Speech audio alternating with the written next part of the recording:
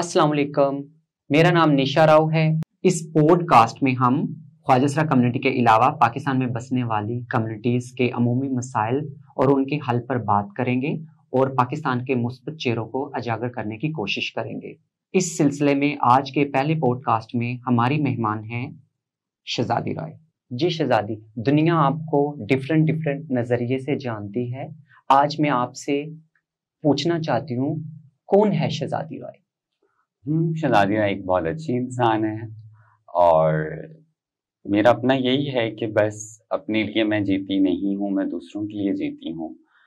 और नाइंसाफी मुझे पसंद नहीं है, चाहे वो कोई भी करे। और आई हेट पावरफुल पीपल, क्योंकि जिसके पास ताकत है वो उसका गलत इस्तेमाल करता है। So this is Shahzadi, simple शहजादी।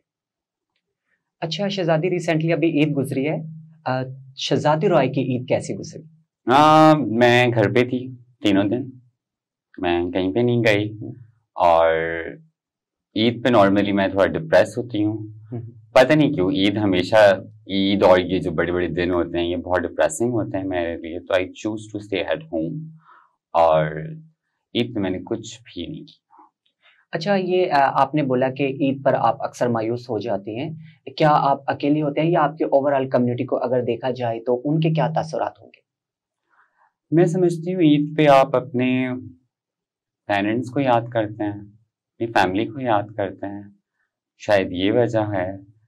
बस ईद वाले दिन मुझे एक अजीब सा मेरा मूड होता है, रात को फिर जाके मैं सेट होती हूँ। और कम्युनिटी का जहाँ तक मैंने देखा है तो कम्युनिटी इंजॉय करती है ईद को, मेहंदियाँ लगवाती हैं। खैर मैंने मेहंदी लगवाई है और इंजॉय करते हैं सब ईद पे। फैमिली में कौन याद आता है? फैमिली में सब याद आता है मुझे। स्पेशली होता है ना कि मुझे अपनी फैमिली में स्पेशली। मैं अब थोड़ा भूलती जा रही हूँ उन्हें, एक बार गुजार लिया मैंने उनके बगैर। हाँ, मेरा फोन पे राब्ता है उनसे, कभी कभार मेरी मुलाकात भी बहुत कम हो जाती है।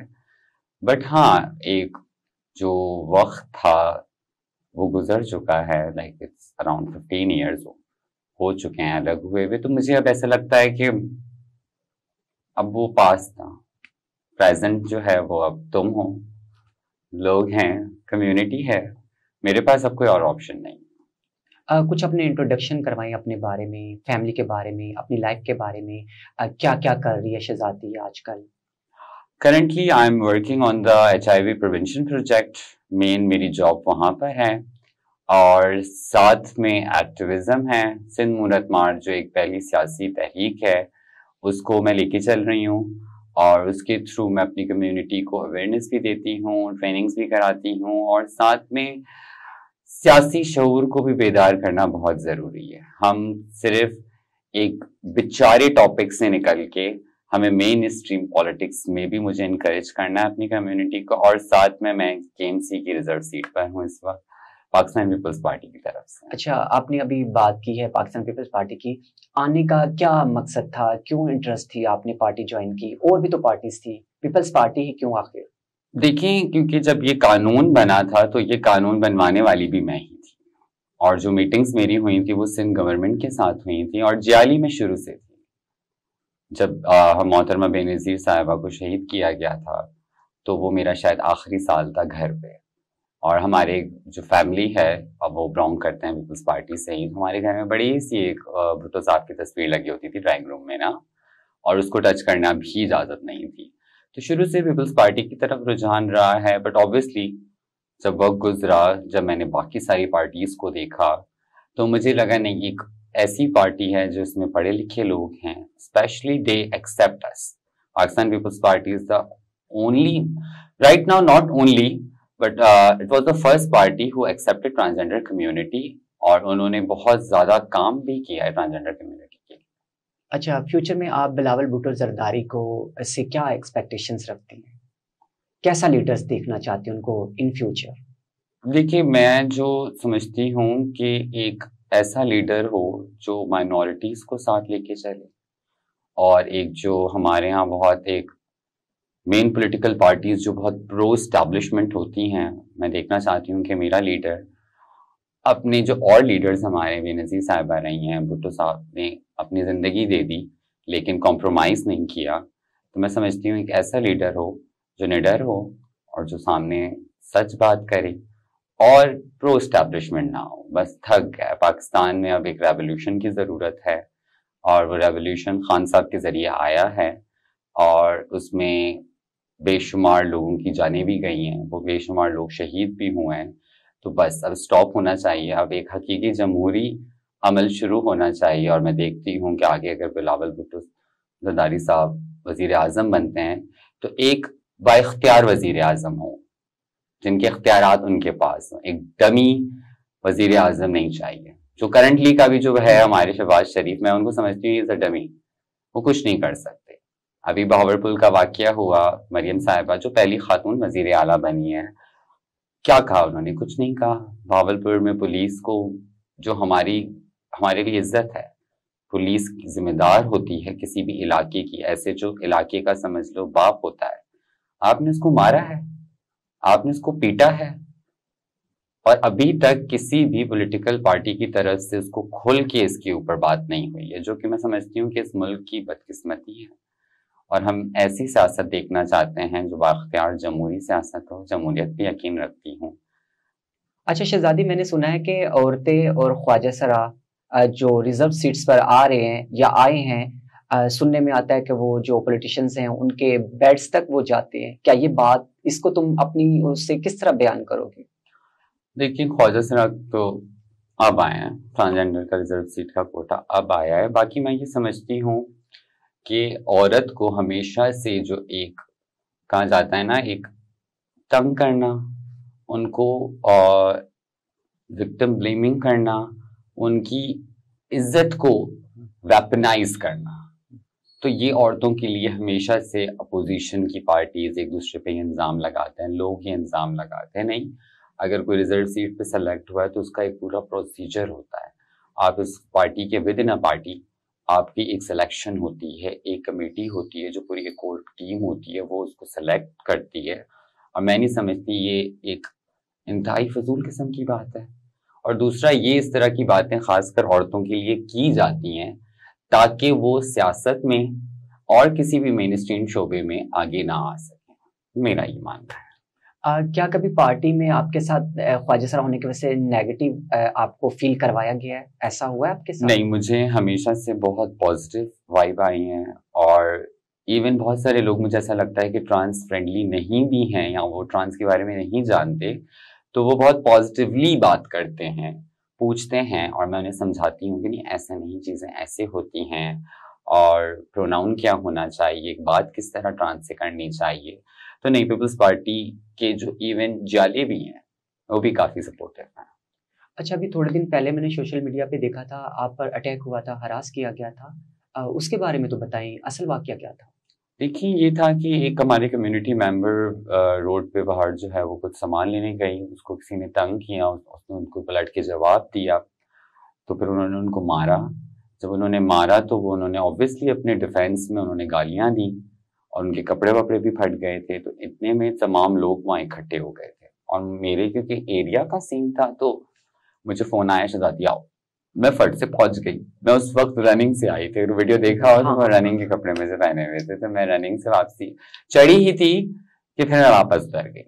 जब मैं वहां गई तो मैंने देखा कि वहां तकरीबन 150 के करीब लोग मौजूद हैं और वो मसले से हटके, और उन्होंने कहा कि भाई यहाँ ट्रांसजेंडर कम्युनिटी सेक्स वर्क करती है, इन्होंने धंधा खोला हुआ है, आज हम इन्हें नहीं छोड़ेंगे। तो मैंने कहा ओके फाइन, हम पुलिस बुला लेते हैं, पुलिस इस चीज़ों का सबका फैसला करेगी और ये रियासत की जिम्मेदारी है, ये गवर्नमेंट की जिम्मेदारी है, ये इदारों की जिम्मेदारी है इन सारी चीज़ों को रोकना, आप कानून हाथ में ना उठाएं। तब जब उन्होंने सुना कि मैं पुलिस बुला रही हूँ तो उन्होंने कहा अगर तुमने पुलिस बुलाई तो आज जिंदा नहीं जाओगे यहाँ से तुम लोग। तो मैंने कहा नहीं, ऐसा तो नहीं होगा, और मैं बुला चुकी थी 15 पे, तो मैं सबसे पहले कॉल करती हूँ। तो फिर ये हुआ कि एक वक्त को मुझे ऐसा लगा कि ये सब हमें मार देंगे और वो कह रहे हैं हम जला देंगे तुम्हें और ये और वो। आपने तो भी सिर्फ छोटी सी क्लिप्स देखे थे, उसके बाद उन्होंने लाइट बंद कर दी। कितने अफराद थे वहां पर? तकरीबन 150 और ट्रांस कम्युनिटी कितनी थी? 12-13 लोग थे। इतने कम लोग थे? और हमें यूं घेरे में बंद कर दिया था। कुछ को फिर दुकान के अंदर मैंने भेज दिया था, लेकिन मुझे लगा कि नहीं, मुझे फ्रंट पे रहना चाहिए, क्योंकि वो कह रहे थे कि हम आपको जानते हैं, आप अच्छी हैं, इन सबको नहीं छोड़ेंगे। तो मैंने कहा नहीं, और ऑब्वियसली मेरे चेले भी उसमें शामिल थे, मेरी कम्युनिटी थी, तो मैं खड़ी रही। बट हाँ, पहली बार निशा मुझे ऐसा लगा कि गई, मुझे ऐसा लगा कि हाँ आज शायद आखिरी दिन है। और मैंने बस अपना मोबाइल था, मोबाइल से बड़ा प्यार है मुझे, तो मैंने अपना मोबाइल हाथ में जोर से पकड़ा हुआ था। कोई कहाँ हाथ मार रहा था, कोई कहाँ हाथ लगा रहा था। एक तरफ से कह रहे थे कि रमजान है, बड़ी दीनी तबलीग मुंह से कर रहे थे, और नीचे से हमारे मायूब जगहों पे, चाहे वो आगे, वो पीछे, वो सीने पे, हर जगह वो हाथ लगा रहे। क्या उन मर्दों में से कोई सपोर्ट नहीं कर रहा था वहां पर? फिर वो सब बिगड़ गए थे ना, उन सब ने एका कर लिया था। अच्छा। और कहा था हम नहीं छोड़ेंगे इन्हें। फिर पुलिस आई, और पुलिस के 2 एहलकार ऐसे सिर्फ 2। तो जब मैंने उनको देखा तो मैं पहले तो थोड़ा सा रिलैक्स हुई, लेकिन फिर मुझे लगा कि, क्योंकि मैंने फिर देखा एक बंदे ने पुलिस की गिरबान पकड़ी, और ऑनेस्टली मुझे बहुत बुरा लगा। मैंने पुलिस के साथ एक अरसा काम किया है as a violence case manager, उनके साथ मैंने डीलिंग की, आज भी मैं केसेस में उनके साथ काम करती हूँ। तो मैं समझती हूँ कि हजारों अख्तलाफात अपनी जगह, लेकिन कानून पे हाथ डालना ये बहुत गलत है। और हमारे यहाँ पाकिस्तान में ये मॉब अटैक्स का मसला बहुत ज्यादा फैल गया है। जहां 100 लोग इकट्ठे हो जाएं तो वो एक जो मजहबी जुनूनियत है वो उनमें सवार हो जाती है। अब उनमें कुछ ऐसे भी हरेसर्स भी होते हैं, कुछ आपको फिजिकल हार्म भी कर रहे होते हैं। और मैं समझती हूँ इन सब चीजों के लिए हमें एक सख्त कानून की जरूरत है। और इस मुल्क में जो अभी जिस वक्त जो हालात चल रहे हैं, हमारी पुलिस पिट रही है, तो हम किससे एक्सपेक्ट करें, हम ये दुहाई किसको दें। मुझे अफसोस है कि हाँ, पुलिस की ही अब इज्जत नहीं रही, जो एक बहुत इज्जतदार किस्म का एक डिपार्टमेंट होना चाहिए, जो एक रोब होना चाहिए, एक लॉ का एक इंसान को डर होना चाहिए। क्योंकि अखलाकी तौर पे तो यहाँ लोग लॉ को मानने से रहे, तो डर से ही मान लें, सजाएं होंगी तो चीजें होंगी। लेकिन इसमें सबसे बड़ा कसूर मैं समझती हूँ हमारे जजेस का भी है, जिस शोबे से आप ताल्लुक रखती हैं। माशाल्लाह आप वकील हैं, और लेकिन जिस तरह के केसेस मैंने अपनी जिंदगी में देखे हैं, आई एम ग्लैड कि अब कोई एक हमारा इंसान कोर्ट में मौजूद है। कोर्ट में तो मतलब केसेस का हल तो होता ही नहीं। जो भी मुजरिम है, मुल्जिम है, वो तो खुश है, उसके लिए तो कोर्ट जन्नत है। आपके साथ ज्यादती हो, उसके बाद रोज सुबह आप उठ के जाओ, जब आपको तारीख मिलती है आप जाओ, कभी जज आता है कभी जज नहीं आता। एक इतना लंबा, एक आप कहते हैं ना, जस्टिस को इतना उन्होंने डिले कर दिया है कि वो उस जस्टिस का फायदा ही नहीं है। तुम्हारा ये मतलब है कि जो हमारे इदारे हैं वो सही से काम नहीं कर रहे? बिल्कुल, पूरे पाकिस्तान में मैं समझती हूँ इदारों की बहुत बड़ी गलती है। अगर ये हमारे जजेस, जर्नल्स ये सुधर जाएं तो ये मुल्क कदरन बेहतर हो जाएगा। और मेरी नजर में जो पॉलिटिशियंस हैं वो बेचारे हैं। हमारे यहाँ दिखाया ये जाता है कि पॉलिटिशियंस करप्ट हैं। अगर हमने अदर साइड की स्टोरीज और करप्शंस देख ली तो शायद हमें ये फरिश्ते लगने लगे। शहजादी, सुनने में आया है कि आप सिंध मुरज मार्च को लीड कर रही हैं, और सिंध मुरज मार्च LGBTQ एजेंडे पे काम कर रही है, इसके बारे में आप क्या कहती हैं? देखिए, सिंध मुरज मार्च की जो पॉलिटिक्स है वो हिजड़ा सेंट्रिक पॉलिटिक्स है। जो हमारी ख्वाजा सरायत है हम उसको प्रमोट कर रहे हैं। और अब आ जाती है सिंध मुरज मार्च का, मैंने क्लियर कर दिया कि उनका कोई ऐसा कोई एजेंडा नहीं है, बस एक सियासी तहरीक। आज तक ख्वाजा सरा कम्युनिटी की कोई सियासी तहरीक नहीं रही है, तो ये एक सियासी तहरीक है। This is not organisation. हमारा कोई अकाउंट नहीं है, हम कोई फंडिंग्स नहीं लेते, ना हम ले सकते हैं कानूनन। और ये एक सियासी एक तहरीक है। जहां तक नहीं मेरा पर्सनल अपना जो एक मेरा ओपिनियन है, तो मैं समझती हूँ जो हमारे गेज हैं, जो हमारे लेस्बियंस हैं, हमारी लेस्बियंस बहनें हैं, हमारे गे भाई हैं, वो सारे उनका एक अपनी जाती जिंदगी है। हम कौन होते हैं उन्हें मारने वाले, हम कौन होते हैं उन्हें तशद्दुद करने वाले, हम कौन होते हैं उनके लिए नफरत फैलाने वाले। दीन का जहां तक एक दीनी पर्सपेक्टिव है वो सबको क्लियर है। हम जिन्स परस्ती तमाम मज़ाहिब में मना है, चाहे आप और मज़ाहिब भी देख लें। मैंने आज तक कोई ऐसा मजहब नहीं देखा जिसने हम जिन्स परस्ती को ओन किया हो। लेकिन उनका दीन है, उनकी मर्जी है, उनकी जिंदगी है, उन्हें जीने दें। क्या वो आपको तकलीफ पहुंचा रहे हैं? अच्छा शहजादी, एक सवाल हो रहा है। मैं अक्सर देख रही होती हूँ रात को रोड्स पर, चौराहों पर ख्वाजा सरा सेक्स वर्किंग के लिए खड़े होते हैं, इस पर आप क्या काम कर रही हैं? क्यों तादाद देखी जाए तो रोज बरोज सिग्नल्स पर, मार्केट्स में ख्वाजिशराओं की सेक्स रिलेटेड बढ़ती जा रही है। क्या इस पे कोई संजीदगी से एनजीओ सेक्टर्स जितने भी काम कर रहे हैं, क्या वो संजीदगी से सोच रहे हैं या उनको उन्हीं के हाल पर छोड़ दिया? ये सवाल मेरे लिए या आपका अपना ये सवाल दोनों है? की तरफ से, ये मेरे हाँ, लिए ये कि तो आप इसका जवाब तो आप भी देंगी ना। नहीं, मैं आपसे पूछना चाह रही हूँ। नहीं निशा, देखो जहां तक रही बात सेक्स वर्किंग की, तो ये रियासत का काम है, ये गवर्नमेंट का काम है, वो इन सब चीजों को डील करें, वो नाकाम है।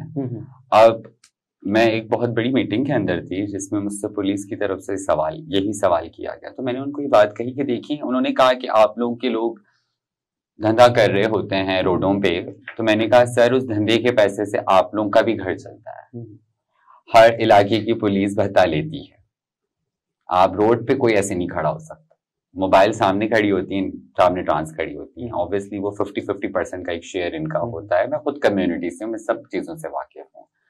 तो हाँ, जब तक इदारे ही कमजोर हैं, इदारे ही ताकतवर नहीं है, तो हम कम्युनिटी को क्या कह सकते हैं। और हाँ, अगर कोई सेक्स वर्किंग कर रहा है तो वो उसकी एक बिल्कुल पर्सनल चॉइस है, और किसी को अगर उससे एतराज है तो इदारे मौजूद हैं, इदारों पे कंप्लेन करें।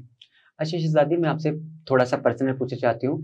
अक्सर लोग आपसे रोड पे मिलने से कतराते होंगे, डेट पर जाने से कतराते होंगे, घर आने तक का क्या है ये मर्दों का सोसाइटी में? आप किस तरह इनके मर्दों के बारे में क्या कहना चाहोगे? मेरे साथ तो ये है कि ना वो रोडों पे घबराते हैं, ना वो डेट पे जाने से घबराते हैं। और मेरे ख्याल से सिर्फ मैं नहीं, जितनी भी ट्रांसजेंडर कम्युनिटी है, man always welcome transgender community. In Pakistan, Pakistani मर्द फैंटेसाइज करता है ट्रांस को, उनकी फैंटेसी शुरू ही मुझे लगता है हमसे होती है, तो ये मर्दों का कसूर है। किस तरह के मर्द शहजादी को पसंद है, शहजादी राय को? देखो, मर्द अच्छा हो, डिसेंट हो और इंटेलेक्चुअल हो। I am a psychosexual person कि मुझे इंटेलिजेंस बहुत अट्रैक्ट करती है, बट हाँ, ऐसा भी नहीं है कि अब उसका जो हाइट हो बिल्कुल छोटी हो। नहीं, मैं कहती हूँ मुझसे लंबा, और मैं 5'9" हूँ, तो हाँ 6 फुट का बंदा मुझे पसंद आता है। क्या शहजादी राय को कभी किसी से प्यार हुआ है, मीन्स किसी मर्द से? हाँ, काफी दफा हुआ है। मैं इसमें बिलीव नहीं करती कि प्यार एक दफा होता है, ठीक है, मैं इस चीज को बिल्कुल भी बिलीव नहीं करती। मैं समझती हूँ प्यार बार बार हो सकता है, और प्यार एक खूबसूरत चीज है, आपको मरते दम तक करनी चाहिए। एक अच्छी फीलिंग आपको आती है, और मुझे जिस भी चीज से एक अच्छी फील आती है, मैं रिलैक्स फील करती हूँ। मैं अगर मुझे लगता है कि हाँ इस चीज से मुझे सुकून मिलेगा, तो वो मैं करती हूँ। फ्यूचर प्लान्स क्या है शहजादी के? मेरे फ्यूचर प्लान्स थोड़े डिफरेंट हैं। लोगों के बड़े प्लान्स होते हैं कि हमें ये बनना है, वो बनना है। I want very peaceful environment, एक बड़ा सा घर हो, और इस घर में मेरे बहुत सारे कम्युनिटी मेंबर मेरे साथ रहते हों, और रोजाना एक शाम को घर में बहुत बड़ा सा एक देग बने और हम सब मिलके बनाएं और सब खाएं। मतलब मैं समझ रही हूँ कि कम्युनिटी हॉल बनाना चाह रही हूँ, या हाँ, एक मेरा फ्यूचर मैं समझती हूँ, बट नहीं, वो मैं उसको ना कम्युनिटी शेल्टर का नाम दूंगी, सही है ना, मैं उसको कोई कम्युनिटी सेंटर का नाम दूंगी। वो मेरा घर होगा, सही, वो मेरी जाती कमाई से होगा, और मैं उस बहुत सुकून से रहूंगी, और मेरे अपने सारे शागिर्द होंगे, हम सब रहेंगे मिलके। अभी तक तो फ्यूचर प्लान ये है, और आगे देखते हैं कि अगर सियासत की तरफ आना हुआ तो जरूर मैं सियासी करियर को अपने परस्यू करना चाहूंगी। आई डोंट लाइक एनजीओज, मुझे ये एनजीओ समझ नहीं आती है। और शहजादी, आप तो एनजीओ में जॉब मैं जॉब कर रही हूँ, ऑब्वियसली मैं एक सर्टेन प्रोजेक्ट में जॉब कर रही हूँ निशा, और मैं समझती हूँ कि एनजीओज का एक बहुत बड़ा किरदार है ट्रांसजेंडर कम्युनिटी को एम्पावर करने में, अवेयरनेस देने में, but at the other side NGO sector permanent नहीं है। हमें गवर्नमेंट के साथ लॉबी करके रियासती तौर पे जो रियासत की जिम्मेदारी है उनका एहसास दिलाना ज्यादा जरूरी है। और हमारे बहुत सारे एक्टिविस्ट हैं, आप हैं और भी सारे हैं, और मेरी फेवरेट महरब है, मैंने महरब से बहुत कुछ सीखा है। हाँ, तो ये सब करें, एक्टिविज्म करें ये लोग, सारा जो काम है अपना एनजीओ का।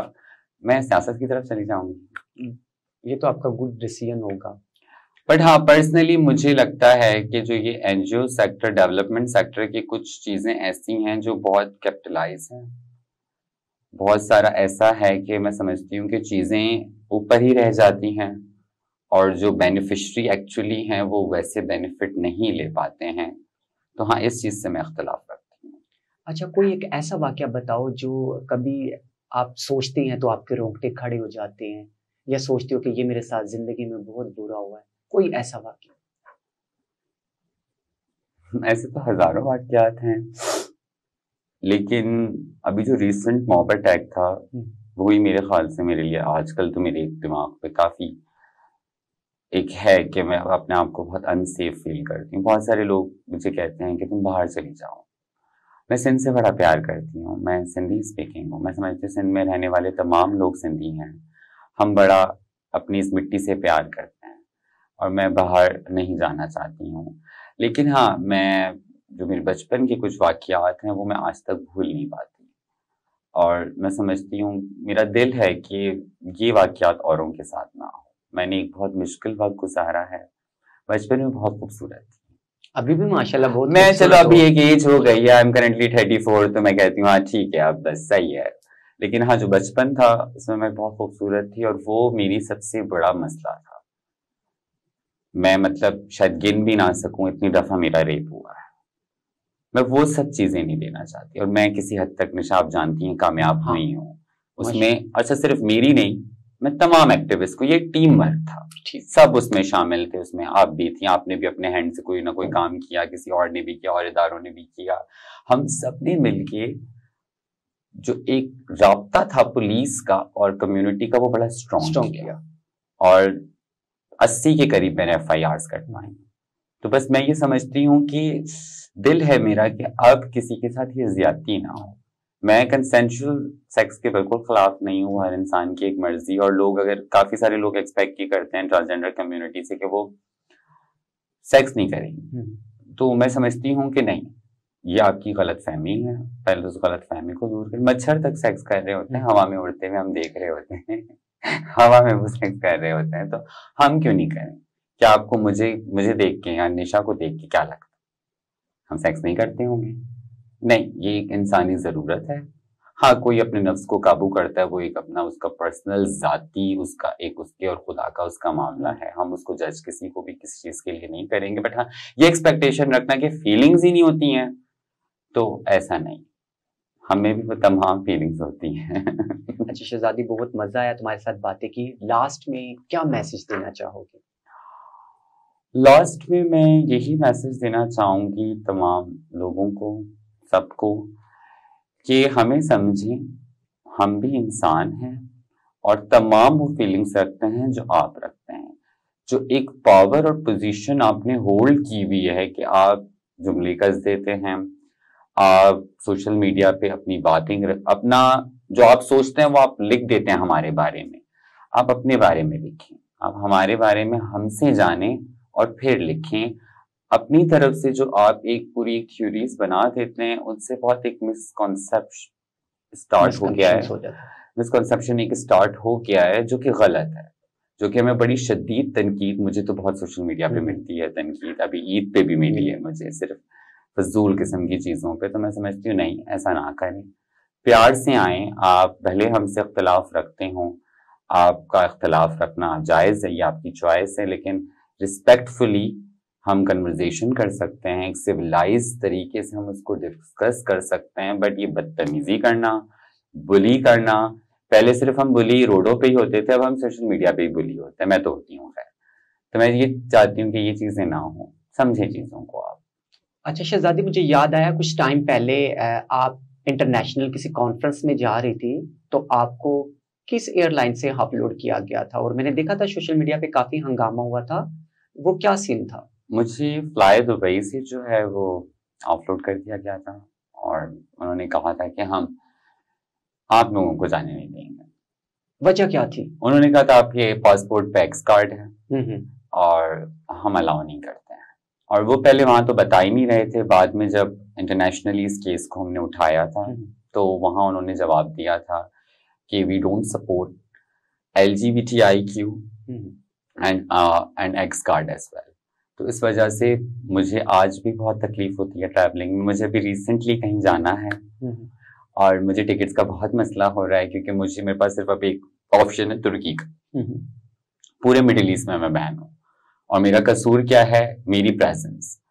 तो मैं समझती हूँ इस चीज पे इंटरनेशनली भी हमें बात करने की बहुत ज्यादा जरूरत है।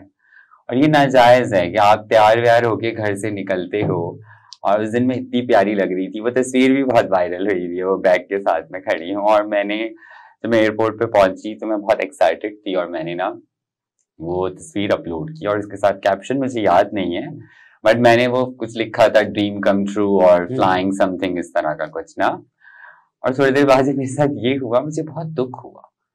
और जब मैं अपने घर वापस आई थी तो मैं समझती हूँ बहुत बुरा हुआ। क्या आपने रिटर्न में उनसे लिखवाया था रीजन? उनका ईमेल पड़ा हुआ है मेरे पास, तो वो ईमेल आ गई हमारे पास। आपने पिटीशन दायर क्यों नहीं की? इंटरनेशनल कोर्ट में केस चला था। अच्छा, वो केस मेरा नहीं चला है, बेसिकली वो किसी और का चला है केस, बट वो सिमिलर केस है, तो उसमें मैं भी शामिल हो गई थी कि नहीं मेरा भी यही केस है। तो हमने मिलके किया था, लाहौर से अनाया का भी मसला हुआ था। तो अनाया और मैंने वो सारी इंटरनेशनल कोर्ट में इसको किया, तो आगे से रिस्पॉन्स आया है कि हमारी गवर्नमेंट अलाउ ही नहीं करती है, और जब भी गवर्नमेंट पॉलिसीज होती हैं आप उस पर कुछ नहीं कर सकते। हर मुल्क जो है वो खुद मुख्तियार है अपनी पॉलिसीज बनाने के लिए। और मुझे ये समझ नहीं आता दुबई में, मतलब चले मक्का मदीना समझ आता है कि एक रिलीजियस प्लेसेस हैं, चले आप उस पे भी हम बात कर सकते हैं, लेकिन दुबई में वैसे दिल तो करता होगा दुबई विजिट करने का। वैसे दुबई रहकर आई हूँ, उस वक्त ये हालात नहीं थे, लेकिन ये है कि ऑब्वियसली मिडिल ईस्ट है, जिस जगह से आपको मना किया जाए फिर आप उस जगह जाने का आपको दिल ज्यादा होता है। और मुझे तकलीफ होती है, अभी मुझे प्रॉब्लम होता है कि मैं कहीं और से फ्लाई करती हूँ, मैं थाई एयरवेज से फ्लाई करती हूँ, और मैं तुर्किश एयरलाइन से अभी जो है रिसेंटली अब जाऊंगी, तो उसके लिए भी मुझे बहुत एक डबल रूट पड़ जाते हैं। समटाइम्स बहुत आसान रूट मुझे बहुत कॉस्टली पड़ जाता है, क्योंकि मैं जो हमारी मिडिल ईस्ट की फ्लाइट्स हैं वो नहीं ले सकती, और पाकिस्तान से नॉर्मली जो सारी फ्लाइट्स कनेक्टिंग होती हैं वो एमिरेट्स हैं, फ्लाई दुबई है और कतर एयरवेज है, और ये तीनों बैंड है मुझे। तो इस चीज का एक अफसोस है मुझे, ये गलत है। हम भूल जाते हैं लोगों को ना, हमें समझ में नहीं आता कि यार ट्रांस के मसलों पे, मुझे आज तक ये चीज समझ नहीं आई, लोग क्यों ध्यान नहीं देते, अंडरस्टैंड क्यों नहीं करते हैं हमारे वजूद को एक्सेप्ट अगर आप नहीं भी करते, लेकिन हमें जीने तो दें, हमें राइट्स तो दे दें। मैं समझती हूँ नजरियाती तौर पे, जो अगर आपको होमोसेक्सुअलिटी से इशू है, आपको सॉडमी से इशू है, आपको उसी चीज से इशू, ठीक है होगा, आप उस पर पाबंदी लगाएं। पाकिस्तान में है पाबंदी, पाकिस्तान में 377 का कानून मौजूद है, लेकिन एक कैंपेन के तहत ट्रांसजेंडर कम्युनिटी को टारगेट करना, दिस इज रॉन्ग। आप मेरे सामने अभी एक वकील बैठी है, मजाक नहीं है, तुम्हारा तो स्ट्रगल मैंने देखा है। हमारे सामने डॉक्टर्स हैं, हमारे पास 2 डॉक्टर्स हैं। आप मेहरब देख ले, मैंने मेहरब से बहुत कुछ सीखा है ऑनेस्टली। मैं मेहरब को मतलब अपना मेंटोर भी कभी कभार कहती हूँ, लेकिन उसने मुझसे बहुत सारी चीजें सीखी होंगी, उसने कल्चरल चीजें मुझसे सीखी, तो मैंने देखा किस मेहनत से हम अपने मुकाम हमने जो है वो हासिल किए हैं। मैं और अभी भी स्ट्रगल चल रहा है। हाँ, और अभी आपका एक सवाल था कि बिस्तर से होके मैं केएमसी में चली गई, तो यार दिस इज वेरी हर्टफुल ना, कि मतलब मैं मेहनत कर रही हूँ और जो बिस्तर पे जाते हैं वो केएमसी नहीं पहुंचते। क्या शहजादी अभी भी लोग मिलने के लिए बोलते होंगे, मैसेजेस करते होंगे, मुझे बहुत पुश करते होंगे? मुझे बहुत मैसेजेस आते हैं। तो क्या रिएक्ट होता है उस टाइम आपका? अभी तो आप माशाल्लाह एक पर्सनैलिटी। नहीं, देखिए मैं शुरू से ही आई हेट डेटिंग, और मुझे डेटिंग वगैरह ज्यादा पसंद शुरू से नहीं था, वरना मैं यहाँ केएमसी में या एनजीओ में नहीं होती मैं फंक्शन कर रही होती लेकिन ये था कि आज भी ऑफर्स आती हैं मुझे, मतलब लोग शादियों की भी ऑफर करते हैं, हमसे शादी कर लो और हम तुम्हारा फीमेल एनआईसी बना देंगे। हाँ, अगर शहजादी तुम्हें शादी की ऑफर आई और कोई पसंद आए, क्या तुम फीमेल आईडी कार्ड बनवाने के बाद, मेडिकल के बाद शादी करना चाहोगे पाकिस्तान में? इसके बारे में तुम्हारा क्या? I am not a marriage material. Why? क्यों? नहीं, मुझे नहीं लगता कि मैं किसी इंसान के साथ जिंदगी गुजार सकती हूँ। मैं शुरू से बहुत एक तन्हाई पसंद हूँ, या मुझे वक्त ने बना दिया है। मैं पिछले आप कह लें 15 साल के करीब मैं अकेली रह रही हूँ, और रूम में मेरे कोई नहीं होता, तो मैं नहीं समझती मैं किसी इंसान से कोई मतलब इस तरह की अटैचमेंट करूं, एक अटैचमेंट कर सकती है। और मैरिज कॉन्स्टिट्यूशन मुझे लगता है कि बहुत एक उसमें रिलीजन्स का इन्फ्लुएंस होता है। तो अगर जो हमारी मैरिजेस होंगी भी तो वो वैसे इतनी उनका सक्सेस रेशियो इतना होगा। तो हाँ, इसलिए मुझे ट्रस्ट नहीं है मैरिज में। मैं मर्द जात पे यकीन नहीं कर सकती। जितने भी मसले हैं, मैं नहीं कहती तमाम मर्द बुरे हैं, कुछ अच्छे मर्द भी पाए जाते हैं, पता नहीं कहाँ, लेकिन ये नहीं पता मुझे, लेकिन हाँ पाए जाते होंगे। लेकिन मेरी जिंदगी में जो मेरा रेपिस्ट था वो मर्द था, मुझे मारने वाला वो मर्द था, मुझे एक्सेप्ट ना करने वाला फैमिली में वो मर्द था, चाहे वो मेरा बाप हो मेरा भाई है, तो वो मर्द ही।